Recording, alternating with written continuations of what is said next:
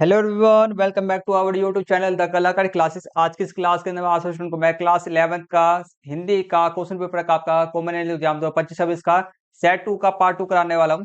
Part 1 के अंदर मैं आपसे स्टूडेंट को मैंने 1 से लेकर के आपके 2 7 तक क्वेश्चन मैंने पूरा कंप्लीट करा दिए थे। पार्ट 2 के अंदर मैं आपके 7 से लेकर के आपके 14 क्वेश्चन के आसपास में है, तो वहां तक मैं पूरा कंप्लीट कराने वाला हूँ आज की इस क्लास के अंदर में।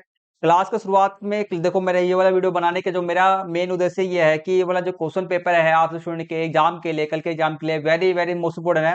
प्लस में आपका 18 तारीख को भी बच्चों का एग्जाम होगा, तो उसके लिए भी वेरी वेरी मोस्ट इंपोर्टेंट है। इसलिए आपको मैं ये वाला क्वेश्चन पेपर आपको मैं करा रहा हूँ। आपसे स्टूडेंट हर एक क्वेश्चन का आंसर 2 से 3 बार प्रैक्टिस जरूर कर लेना। हर एक question very very most important है। ठीक है, तो चलो शुरू करते हैं अपनी क्लास को बिना किसी देरी के। तो ये रहा क्वेश्चन पेपर क्लास 7 तक, क्वेश्चन नंबर 7 तक तो मैंने कंप्लीट करा दिया था। 8 से हमारे को स्टार्ट करना है। करते हैं हमारा खंड खंड जो हमारा गा हैगा, और यहाँ से हमारे सारे बुक्स वाले क्वेश्चन हमारे स्टार्ट हो जाते हैं। ठीक है, तो अंतराल दोनों से हमारे बुक्स से बुक्स वाले क्वेश्चन है। तो क्वेश्चन नंबर हमारा 8 है। निम्नलिखित पठित काव्यांश को पढ़कर दिए गए प्रश्नों के सर्वाधिक उपयुक्त विकल्पों का चयन कीजिए। देखो, पटिस आपने क्या बोला, पटिस काव्यांश मतलब कि हमारे जो बुक का जो है ना कविता है, हमारे बुक का क्या है, कविता मतलब कि हमारा पढ़ा हुआ कविता है। ठीक है, तो उसके भी क्वेश्चन को इसमें जो हमारे को कविता को पहचानना है कौन सा कविता है, फिर उसके क्वेश्चन को हमारे को आंसर देने हैं। ठीक है, तो देखो आपको सीधे यहाँ पे एक टाइटल से पता चल जा रहा होगा, जाग तुझे दूर जाना है। ठीक है, तो ये आपका कविता का नाम है, ये कविता का नाम है, ये कविता आपका जाग तुझे दूर जाना है, ये कविता है। और इससे रिलेटेड में जो हमारे क्वेश्चन से कविता है हमने सभी ने पढ़े रखा है। तो इससे रिलेटेड में जो हमारे क्वेश्चन पूछे गए हैं वह पहले देखो, आपको पैसेज आए या कविता है, सबसे पहले क्या करना होता है, क्वेश्चन को रीड कर लिया करो। सबसे पहले हमेशा क्या करोगे, क्वेश्चन को रीड कर लिया करो। ये तो छोटा भी है, ऐसे भी याद कर लो, कोई दिक्कत वाली बात नहीं। इसको पढ़ सकते हो, कोई दिक्कत वाली नहीं, यहाँ से पढ़ लो, फिर आंसर को, फिर क्वेश्चन को पढ़ना।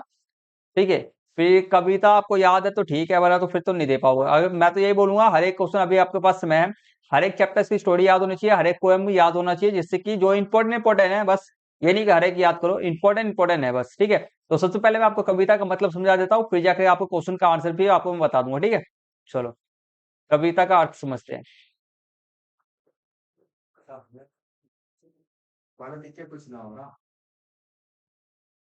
ठीक है, आगे बढ़ते हैं। हमारा क्वेश्चन ये नहीं हो गया, ये रहा।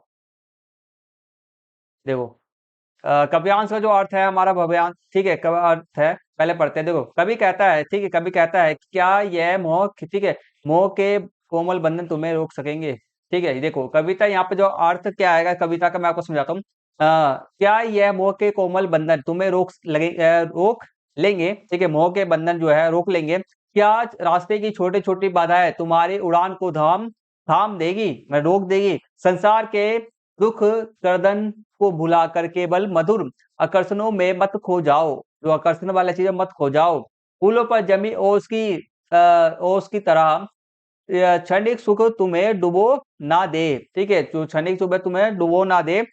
तुमने अपने ही चारों ओर मोह की दीवार खड़ी कर ली है, उसे तोड़ो, जागो, तुम्हें बहुत दूर जाना है। कहने का मतलब यह है कि भाई आसपास में जितनी भी मोह माया की बातें हैं, ये चीजें हैं, वह सभी को भूल भाल जाओ। सिर्फ और सिर्फ एक चीज ध्यान होना चाहिए, अपना लक्ष्य, अपना गोल। ठीक है, अपनी फैमिली फ्रेंड्स, बस दैट्स इट, इसके अलावा वो कुछ भी नहीं। ठीक है, अपने फैमिली के साथ रहो, खाओ पियो ऐश मौज से रहो, बस यही है अपने। जैसे कि आप स्टूडेंट लाइफ में, तो स्टूडेंट लाइफ में क्या करोगे, पढ़ो लिखो। अभी के समय पे तुम्हारा पढ़ने लिखने का टाइम है, पढ़ो लिखो। ठीक है, एंड करियर के बारे में, अपने आगे के बारे में सोचो, तुम क्या करोगे क्या नहीं करोगे उसके बारे में सोचो। दैट्स इट, यही बस है, यही है। ठीक है, तो चलो करते हैं। तो ये आपके अर्थ मैंने समझा दिया, बाकी क्वेश्चंस के आंसर आपको मैं दे देता हूँ।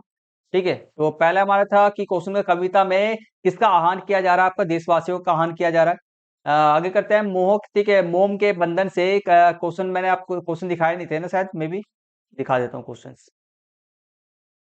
ये रहे, ये रहा क्वेश्चन है।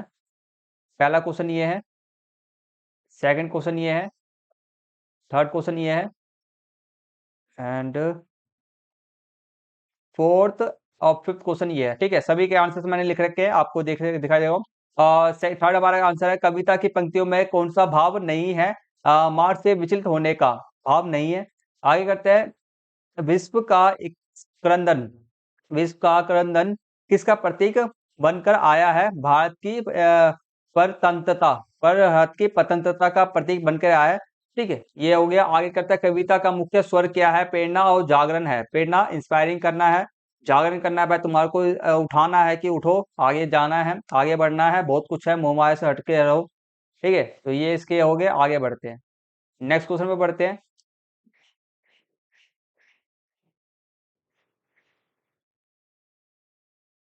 नेक्स्ट क्वेश्चन जो हमारा क्वेश्चन आंसर का आएगा, ठीक है, देखो। तो क्वेश्चन हमारा पहला है, देखो, पत्नी, ठीक है, पत्नी की आंखें, आंखें नहीं हाथ है, ठीक है। घर वापसी में, ये कविता का नाम है, घर वापसी कविता के आधार पर इस पंक्ति की समीक्षा कीजिए। मतलब कि पत्नी की जो आंखें भाई हाथ है, आंखें नहीं है, हाथ है, तो इसके बारे में हमारे को बताना है क्या है क्वेश्चन का आंसर। चलो करते हैं। तो ये रहा क्वेश्चन का आंसर रहेगा, जो हमारे को लिखना हैगा। देखो, कवि का अभिप्राय है पत्नी द्वारा दिए जा रहे सहयोग से है, ठीक है। उसकी पत्नी मुश्किल हालातों में भी उनके साथ रहती है, ठीक है। उनकी आंखों से कवि को आसमान, प्रेम और हिम्मत मिलती है।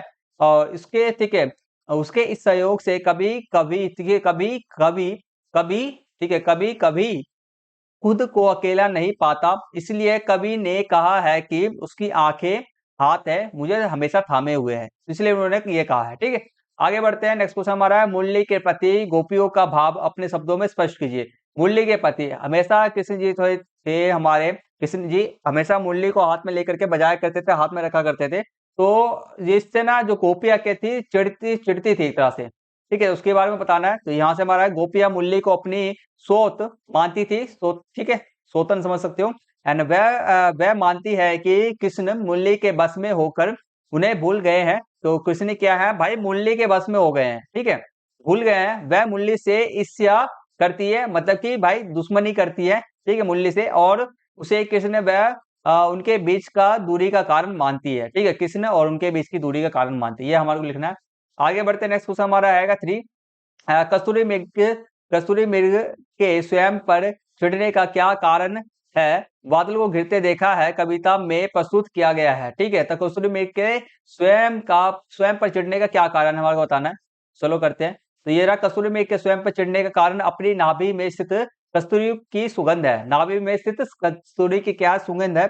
वह उस सुगंध को स्रोत बाहर ढूंढता रहता है। भाई उस सुगंध का जो स्रोत है ना, बाहर एरिया में ढूंढते रहता है, ठीक है, लेकिन अब उसे नहीं मिलता। तभी, लेकिन जब उसे नहीं मिलता तो वह स्वयं पर चिढ़ता है, क्योंकि उसे ज्ञान नहीं होता कि यह सुगंध उसके भीतर ही है। उसकी जो सुगंध है, ये जो ढूंढ रहा है बाहर इलाकों में, उसके भीतर में ही है, और उसको भाई उसको नहीं मिलता तो वो चिढ़ने लग जाता है। तो यही बस हमारे को लिखना है। आगे बढ़ जाते हैं हमारा। अब हमारा नेक्स्ट फिर से हमारा जो आता रहता है काव्यांश है, कविता हैगा, ठीक है। तो यहाँ से यहाँ तक हमारा है कविता है ये, ठीक है। दो कविताएं हैं, दो कविताएं हैं। तो हमारे को इसमें करना है क्या, मैं आपको समझा देता हूँ। निम्नलिखित में से किसी एक काव्यांश की सात प्रसंग हमारे को वाक्य करना है।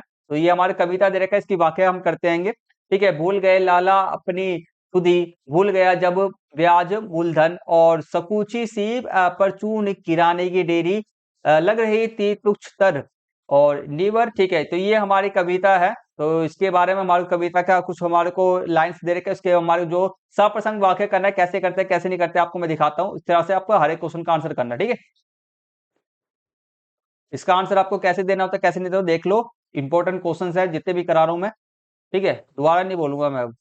आगे करता है, ऐसे करना, आपको स्टार्ट करना है। देखो, प्रसंग की बात करना है, प्रसंग है आपका ये है, आर्यन वाक्य आपको यहाँ से वाक्य ये है, ठीक है। आगे बढ़ते चलो, करते हैं कैसे, मैं आपको इसका मतलब समझा देता हूँ। इन पंक्तियों में कवि ने एक छोटे दुकानदार लाला की मनोदशा का वर्णन किया है, जो शाम के समय अपनी तुच्छ, ठीक है, तुच्छ दुकान और संसारिक मोहमाया से ऊपर उठकर अपनी मानवीय संवेदनाओं को महसूस करता है। शाम के समय पे भाई क्या करता है, मानवीय संवेदनाओं को वह महसूस करने लग जाता है, ठीक है।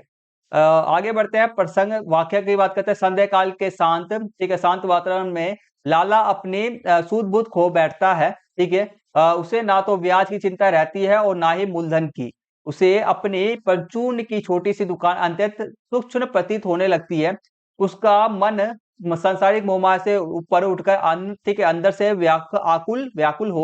आकुल मतलब व्याकुल हो गया, उठता है। उसे अपने छोटे से जीवन का सस्तापन और असफलता महसूस होने लगती है।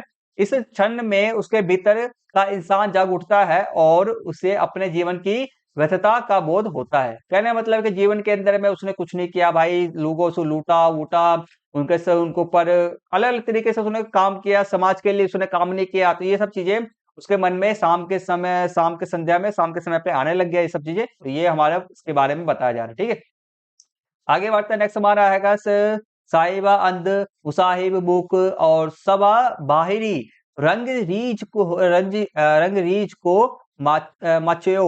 ठीक है, तो ये सब हमारा जो हैंगे, हमारे कविता है, ये हमारे को दिया गया है। ठीक है, तो इसकी वाक्य जो आएगा इसके बारे में साहिबा, ठीक है, साहिबा अंधा, साहिब मुख, सबा बाहिरी। ठीक है, तो इसका मतलब क्या, बाहिरी बहरा, मुख मतलब ना बोलने वाला, अंधा भाई। देख रहे हो, सवा हमारे मतलब कि मैं आपको समझाता हूँ उसका मतलब क्या है। देखो, ये हमारा कविता है, इसका मतलब समझ लो। ठीक है, तो ये रहा, यहाँ से इसका मतलब है कवि कहते हैं, ठीक है, कवि कहते हैं कि वहां के अधिकारी अंधे जैसे हैं। ठीक है, और उनके चापलूस गूंगे, उनके चापलूस गूंगे हैं। ठीक है, उनके चापलूस गूंगे हैं और पूरी सभा बहरी बनी हुई है। ठीक है, अधिकारी क्या, अंधे जैसे हैं, और उनके चापलूस हैं, चापलूस गूंगे हैं, पूरी तरह बहरी है, भरी हुई है, इसलिए कोई सच देखता, बोलता या सुनता नहीं है। ठीक है, जहां सब अपने कर्तव्य भूल जाते हैं, वहां गलत काम पढ़ते जाते हैं और उन्हें रोकने वाला कोई नहीं रहता। लोग ना भय समझते हैं और ना ही समझाई हुई बात सुनते हैं और ना ही सही मार्ग में रुचि रखते हैं। ऐसी बिगड़ी हुई बुद्धि बुद्धि के कारण पूरी व्यवस्था पतन की ओर बढ़ती जाती है। तो ये सब हमारे वाक्य, कविता का सब प्रसंग वाक्य है। ठीक है, चलो आगे बढ़ते हैं, नेक्स्ट क्वेश्चन पे बढ़ते हैं। नेक्स्ट क्वेश्चन हमारे सामने में आता है 11 क्वेश्चन है, निम्नलिखित गद्यांश को ध्यानपूर्वक पढ़ करके उत्तरों का मार्ग देना। इसको उत्तर का पढ़ करके, ये हमारा क्या है, पैसेज एक तरह समझ सकते हो, उसी पैसेज को पढ़ करके आंसर देना है हमारे को। तो सबसे पहले ये थोड़ा सा ये बड़ा हो जाता है, मैं आपको ये पहले कहूंगा कि पहले क्वेश्चन को मैं दिखा देता हूँ, क्वेश्चन को पहले पढ़ना। ठीक है, फिर पैसेज को पढ़ना। ठीक है, तो ये रहा हमारा सेकंड क्वेश्चन, ये रहा हमारा थर्ड क्वेश्चन, ये रहा हमारा फोर्थ क्वेश्चन, फिफ्थ क्वेश्चन। ठीक है, तो इतने ही फिफ्थ क्वेश्चन है। तो बस मैं आपको इसका आंसर दिखा देता हूँ, आप इसलिए क्वेश्चन तो खुद से भी कर सकते हो, इससे कोई दिक्कत वाली बात नहीं है, खुद से भी कर सकते हो। तो मैं आपको हर एक का आंसर बता देता हूँ। गद्यांश में वर्णित एक लड़का कौन है, लाल है। तू तो ठीक भारत माता सी लगती है। इस यह कथन किसके लिए कहा गया है, जानकी के लिए कहा गया है।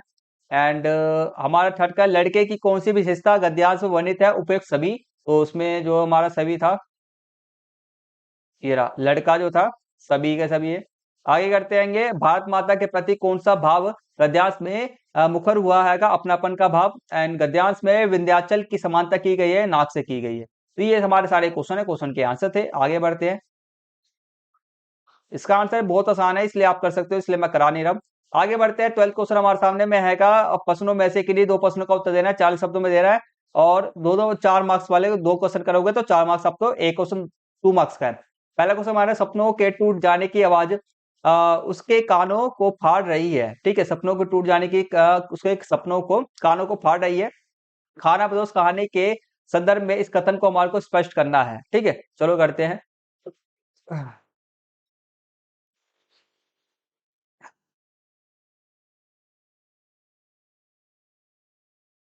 ये रहा,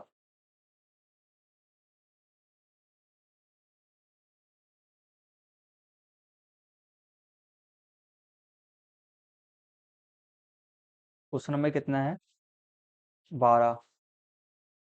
ठीक,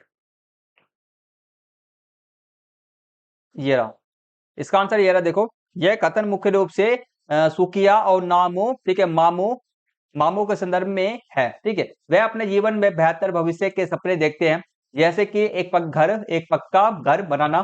ठीक है, और अपने बच्चों को अच्छी शिक्षा देना। ठीक है, लेकिन ईट ईट भट्टे के मालिक और समाज के अन्य शक्तिशाली लोगों द्वारा उनके सपनों को बार बार कुचला जाता है।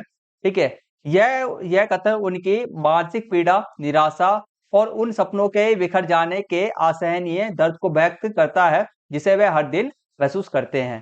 ठीक है, तो ये इसकी व्याख्या है। आगे बढ़ते हैं, नेक्स्ट क्वेश्चन हमारा है, फुले दंपत्ति, दंपत्ति का मतलब होता है पति पत्नी। ठीक है, फुले दंपत्ति का मतलब पति पत्नी के परस्पर संबंधों की तुलना वर्तमान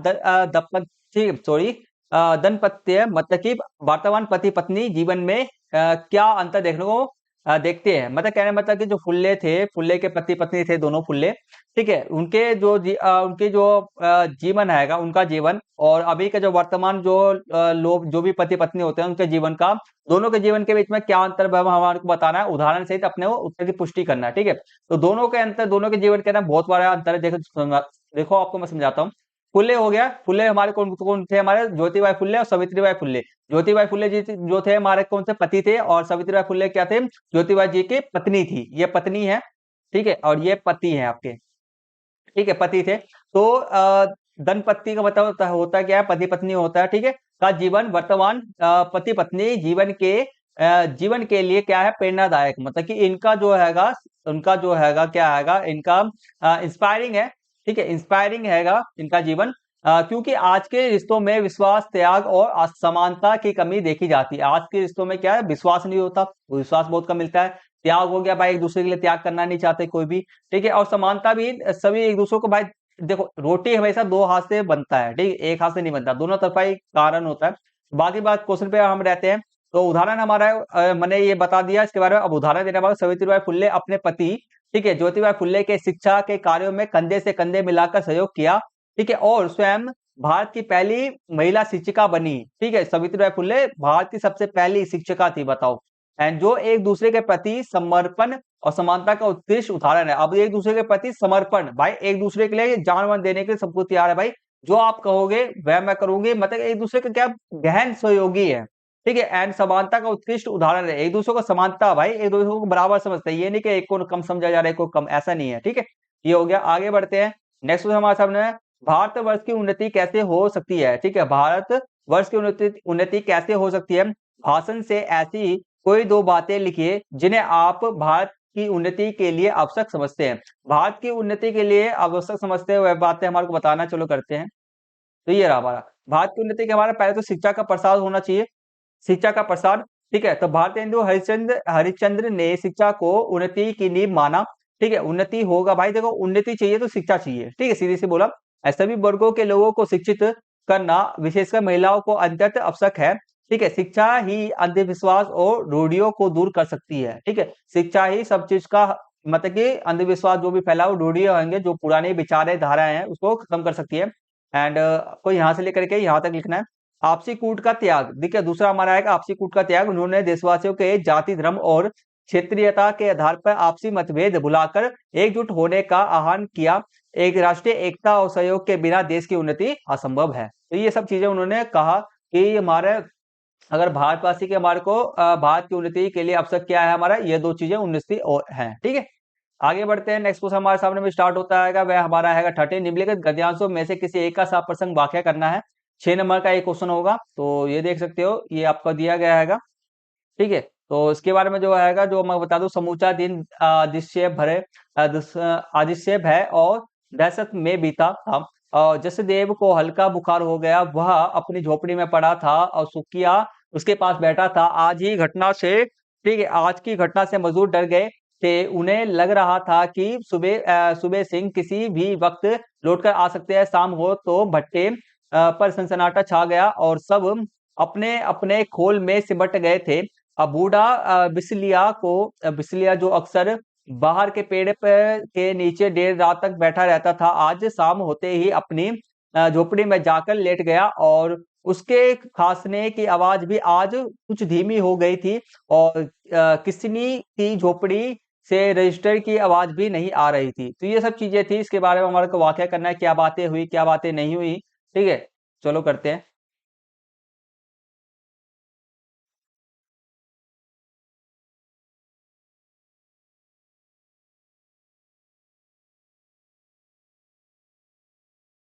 ठीक है, तो इसकी वाक्य के अंदर में ये रहा वाक्य, इसका आप पढ़ लेना खुद से ही, ठीक है।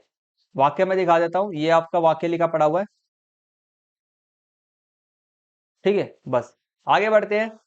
नेक्स्ट हमारा ये है, इसके वाक्य आपको करना पड़ेगा। इसको पढ़ने वाली, स्टोरी पढ़ने वाली चीजें सब आएंगी, ये तो आप खुद से भी पढ़ सकते हो, इतना मुझे पढ़ाने की जरूरत नहीं है वैसे, ठीक है। ये पोएम पढ़ने वाला ही है, ये कोई कविता विता नहीं है कि आपको भावार्थ समझाऊंगा, ये समझाऊंगा, ठीक है। तो इसका मैं समझा देता हूँ, सेकंड वाले का, एक सेकंड रुक जाओ। ये रहा सेकंड वाले का आंसर, ये है, ठीक है, सेकंड का आंसर ये है। ठीक है, आगे बढ़ते हैं। आगे क्वेश्चन हमारे सामने में स्टार्ट हो जाता है, ये हमारा हैगा लास्ट लास्ट क्वेश्चन है ये बस। ठीक है, 14 क्वेश्चन हैगा, निम्न में से दो प्रश्नों के उत्तर हमारे 100 शब्दों में देना हैगा, दो प्रश्नों के उत्तर। देखा, अब्बा ने पेंटिंग देखी और ठीक है, अब्बा ने पेंटिंग देखी और बेटे को गले लगा लिया, यह कौन सी पेंटिंग थी और बाकी चित्रों से यह कैसे अलग थी? इस पेंटिंग को बनाने का विचार हुसैन के मन में कब और कैसे आया? ठीक है, चलो करते हैं।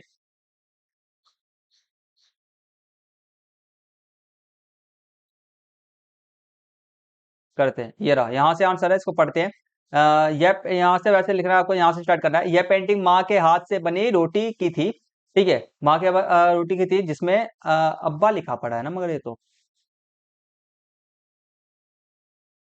अब्बा,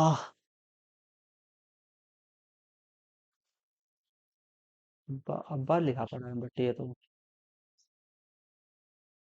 यहाँ पे माँ की बात की जा रही है, अब्बा की बात की जा रही है? Just one second please.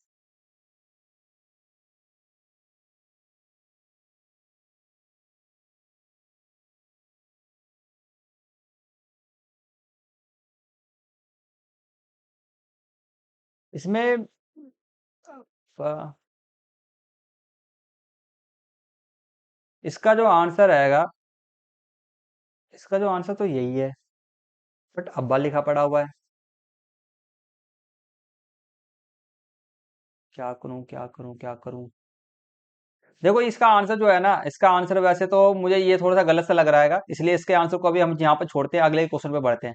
Next question हमारा आएगा, देख लो शरत, वैसे ये इंपॉर्टेंट है, आप कर जरूर लेना इसका आंसर। ठीक है, इसका आंसर जो है मैं कमेंट सेक्शन के अंदर मैं दे दूंगा। ठीक है, शरत को अपने जीवन में अनेक अनुभव हुए, क्या इन अनुभवों का उनके कहानीकार बनने में कोई योगदान रहा? उन्हें कहानी लिखने की प्रेरणा कहाँ से मिली, स्पष्ट करना है हमारे को। चलो करते हैं शरत के बारे में। तो ये रहा हमारे, उनकी पूरी कहानी है। ठीक है, ये देखो, तो हमारा जो आएगा, ये रहा, यहाँ से हमारे को लिखना स्टार्ट करना है। देखो, शरत बाबू के जीवन के अनुभव और विशेष रूप से उनके बचपन की गरीबी, सामाजिक असमानता के प्रति उनका गहरा अवलोकन। ठीक है, उनका गहरा अवलोकन, समझे बात को? उनका भाई बिल्कुल बारीकी से समझते थे, हर एक चीज को ना, वह बारीकी से समझते थे, जो भी समस्या हो गया, समाधान हो गया, सब चीजें। ठीक है, और समाज के उपेक्षित वर्गों और विशेषकर महिलाओं की दुर्दशा ने उन्हें संवेदनशील बनाया। संवेदनशील मत समझते हो, दयालु हो गया, ये सब है ना। इन अनुभवों ने, ठीक है, इन अनुभवों ने उन्हें अपनी साहित्य के माध्यम से इन मुद्दों को उठाने की प्रेरणा दी। ठीक है, तो अपने साहित्य के इन सब अनुभव, ये सब एक्सपीरियंस हुआ था, इसी के कारण उन्होंने साहित्य के माध्यम से इन सब मुद्दों को उठाया, उन्होंने प्रेरणा दी। तो प्रेरणा का स्रोत कहा था, उनकी कहानी लिखने की प्रेरणा अपने जीवन के यथार्थवादी अनुभवों और समाज के में व्याप्त कुरीतियों को देखकर मिली। मतलब कि समाज के अंदर में जो चीजें चल रही थी भाई, उनके उनके लिए उन्होंने लिखा, जिससे कि लोग जागरूक बने। ठीक है, उनसे जो जागरूक बने, लोग सतत आगे की ओर बढ़े, ये सब चीजें, वो समस्या खत्म हो सके। उद्देश्य था हमारा, उनका उद्देश्य समाज की सच्चाई, मानवीय भावनाओं को ईमानदारी से प्रस्तुत करना था, ना कि केवल मनोरंजन या व्यवसायिक लाभ के लिए लिखना। ठीक है, तो ये बोल रहे हैं ना, समाज का भला चाहते थे। नेक्स्ट हमारा शैली, इन्होंने अपने लेखन में आत्मकथा, जरूरी नहीं है कि आपको उद्देश्य, शैली या हेडिंग डालो तब लिखो, ऐसे नहीं है, जैसे आपको है पॉइंट है वैसे लिख सकते हो, कोई दिक्कत वाली बात नहीं है। आत्मकथा, ठीक है, आत्मकथा, आत्मकथ आत्मक छोड़ी, क्या बोला मैं, आत्मकथ आत्मक शैली का भी उपयोग किया, और जिससे उनके व्यक्तिगत अनुभव और कहानियों में स्पष्ट रूप से झलकते हैं। आगे बात करते रहेंगे, उनके साहित्य में नारी चेतना, सामाजिक न्याय और मानवीय संबंधों की गहराई उनके जीवन के प्रत्यक्ष अनुभवों का ही परिणाम है। ठीक है, तो ये सब चीजें उनके बारे में। आगे बढ़ते हैं। सूक्ष्म परिप्रेक्ष्य की प्रवृत्ति, सतत में बचपन से सूक्ष्म परिप्रेक्षण की प्रवृत्ति, दोनों क्वेश्चन ना एक जैसे ही है, ध्यान रखना, दोनों का क्वेश्चन का आंसर एक जैसे ही आएगा। कहते हैं सूक्ष्म परिप्रेक्ष्य की प्रवृत्ति, मतलब सूक्ष्म परिप्रेक्षण, मतलब कि हर एक मुद्दे को, हर एक मुद्दे को भाई बारीकी से समझना। ठीक है, हर एक मुद्दे का जो भी है हमारा विषय आएगा, उसको बारीकी से समझना, उसका समस्या क्या है, समाधान क्या, हर एक बारीकी से डिटेल में, किसी भी विषय या तो किसी भी टॉपिक के बारे में विशेष में ध्यान से पढ़ना। ठीक है, तो बचपन से ही था, तो लेखक के बारे में और पाठ में आई घटनाओं के आधार पर इस कथन की पुष्टि करो। चलो करते हैं। तो ये रहा, शरत के जीवन के अनुभवों ने उन्हें कहानीकार बनाने में महत्वपूर्ण योगदान दिया। वही सेम है, उन्होंने कहानी लिखने की प्रेरणा अपने जीवन के अनुभव, समाज के विभिन्न पहलुओं को देखने से मिली। ठीक है, सॉरी, जो हमने ऊपर पढ़ा भी, और उनकी यह सूक्ष्म पर्यवेक्षण की प्रवृत्ति उनके बचपन की सॉरी कई घटनाओं से सिद्ध होती है। ठीक है, जैसे कि अपना इसमें हम लिखेंगे, इसमें सभी लिखना पड़ेगा वैसे तो हमारे को। सामाजिक असमानता का अवलोकन, उन्होंने अपने बचपन में, जरूरी नहीं है कि इसको लिखना है, ऐसे ही लिख सकते हो सीधे डायरेक्ट यहाँ से लेकर यहाँ तक डायरेक्ट लिख देना। उन्होंने अपने बचपन में ही समाज में व्याप्त जातिवाद, सामाजिक असमानता को गहराई से महसूस किया। एंड हमारा बल आएगा, आगे करते हैं। वह बचपन, ठीक है, वह बच्चों के व्यवहार, उनकी मानसिकता को बहुत बारीकी से समझते थे, जो उनकी कहानियों में स्पष्ट रूप से झलकता है। आगे करते हैं, वह प्रकृति के दृश्यों और परिवर्तनों को भी अत्यंत सूक्ष्मता से देखते और महसूस करते थे। जो भी मतलब कि भाई बिल्कुल एकदम जो बोलते हैं ना, जीवन को जीते हैं, जो जीवन को जीते हैं, लाइफ को क्या करते हैं, वह जीते आएंगे, वह व्यक्ति थे। हर एक क्षण को, हर एक सेकंड को, हर एक मिनट को भाई कैसे जो जो हो रहा है वह महसूस किया करते थे। आगे बात करते हैं, उन्होंने बचपन में ही विभिन्न मानवीय संबंधों की जटिलताओं और भावनाओं को अपना पहचानना सीख लिया था। तो ये सब चीजें हैं, इसके बारे में हमारे को लिखना है। ठीक है, तो यहाँ तक हमारा क्वेश्चन, बस ये हमारा लास्ट क्वेश्चन था। यहाँ तक आशा करता हूँ आपको बढ़िया तरीके से समझ में आ गया होगा। बस इसका जो क्वेश्चन का आंसर आपको मैं कमेंट में दे दूंगा। अब्बा लिखा पड़ा हुआ है, बट अम्मा के बारे में इसका आंसर था, तो पता नहीं क्या हो रहा है। ठीक है, बाकी कोई बात नहीं, दिक्कत वाली बात नहीं है। तो हम इसका आंसर मैं कमेंट में भी दे दूंगा। तो आशा करता हूँ आपको यहाँ तक बढ़िया तरीके से समझ में आ गया होगा। ठीक है, तो आपको ये वीडियो पसंद आया, ये वीडियो इन्फॉर्मेटिव लगी तो इस वाली वीडियो को ज्यादा से ज्यादा लाइक करना।